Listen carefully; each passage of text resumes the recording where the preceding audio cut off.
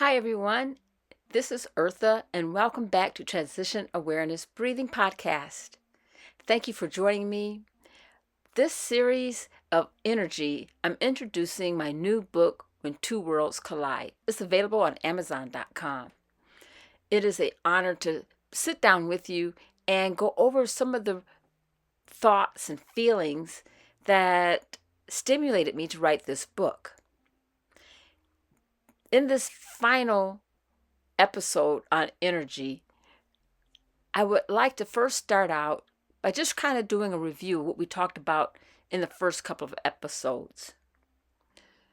The first episode, I talked about using our energy to sustain our practice, our mindfulness practice, to keep our practice fresh. And I used the analogy, what is the most stressful thing that, you can imagine? Maybe being fired or released from your job because it's downsizing. The feelings, the hurt, the disappointment, the stress is real. And so to be open to those feelings and to remember our mindfulness practice, that we're not running away from our feelings, but we are acknowledging our feelings, and to recognize that we are not the rejection. That when big changes happen in our life, that maybe we can use this energy instead of a negative closing the door type of scenario. It is a chance to build something new. We're not robots. We're not programmed to do what one person wants us to do. The beauty of change means that we can learn from our experiences. I emphasize in my book that energy cannot be seen, that energy is used in many different things, and we are a vessel of energy. And when we use our vessel to do positive things, we use our energy to do positive things, we make changes. If we choose to use our vessel and use our energy to do negative things, that's a choice. Energy and behavior are two different things. We can train our fur puppies to stay. So we're training them to use their energy so they don't get hurt and run out the door. The behavior of waiting is a behavior. And on the other side of the coin, using a different pet, a cat has different energy. The cat is the vessel. It doesn't mean the cat can't learn a new behavior. It means that we have to understand the cat's language, what motivates the cat to change. Because the vessel of the cat is made so that the cat can survive in its environment.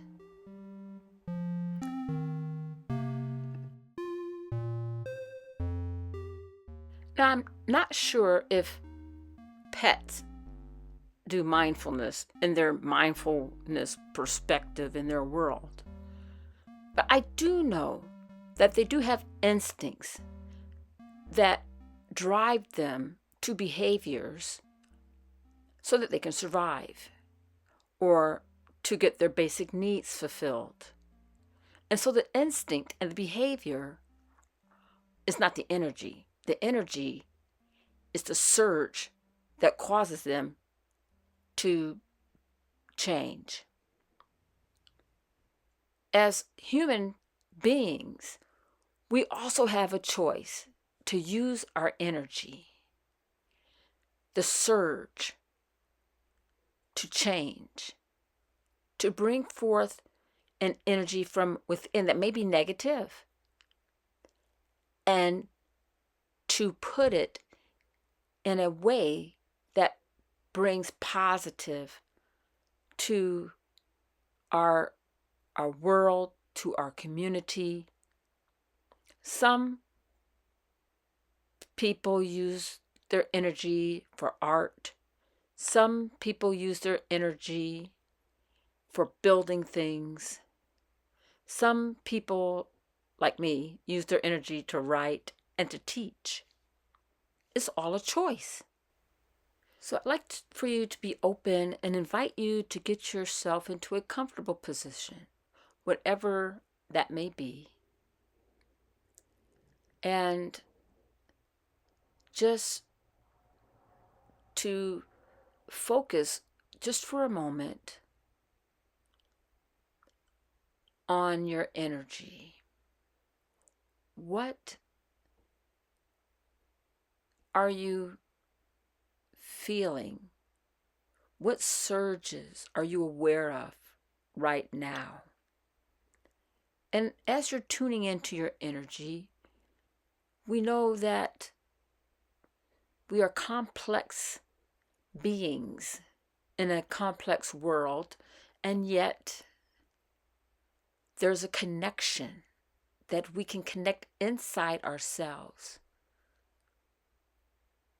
And I encourage you just to focus right now on your breath, breathing in and blowing out, and connecting, being aware of the energy flow. Is it positive? Is it negative? Anything that is descriptive of the energy is just a representation of a behavior. But right now, just in your mind's eye, how are you perceiving your energy flow? Would you be open to change your energy flow from negative to positive? Or even vice versa, positive to negative? As we discussed in the last series, that what we may perceive as a negative energy is actually the making of something new and positive, although we can't see it. But as we're going through this transition where things are breaking down and we can't understand what's going on around us,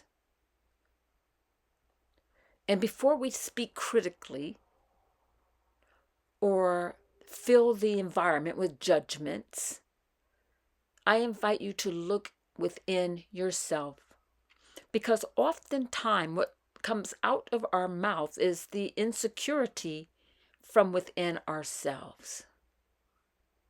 And so it's easy to lash out so that we don't have to deal with our inner energy. Recognize that in this era, there's a change going on. And the change of the energy is synchronizing with a new era that's coming forth. Do you want to be part of that new era? Or do you want to sit back and talk about what used to be. And maybe with those thoughts, there's insecurities and fears. I invite you to take a breath and blow and release those fears and those anxieties.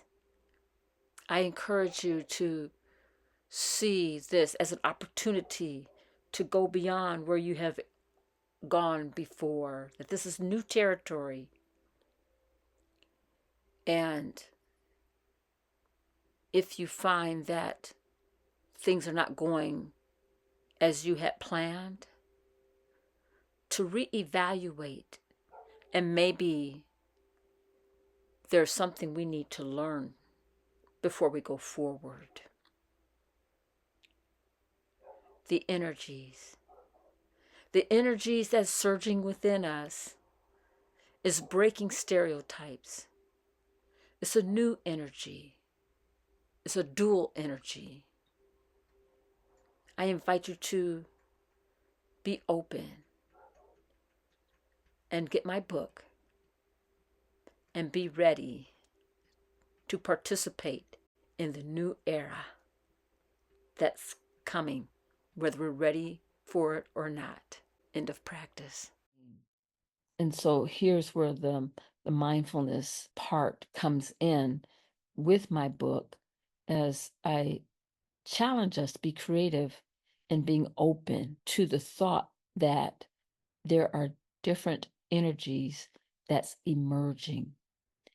And when we see reactions that are people feel threatened, that their reactions is a reaction, and it's because the energies are changing and they may feel a little bit uncomfortable.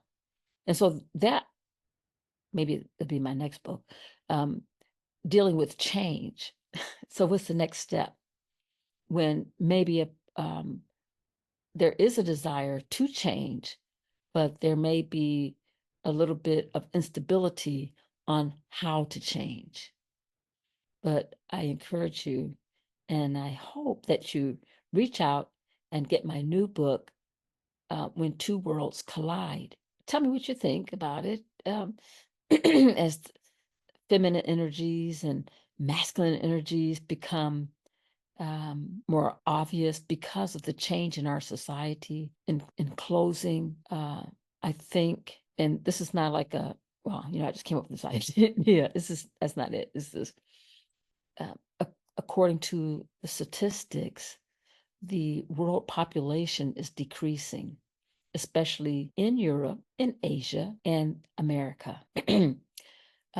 The population in Africa is not decreasing, is increasing. And so if there's going to be a generation gap, a population gap, the societies have a choice to come together and work together for a future existence, or we can go back to the times of Napoleon and Caesar and, see who's going to take over the world, which, if we are understanding that in those eras, it was a lot of destruction.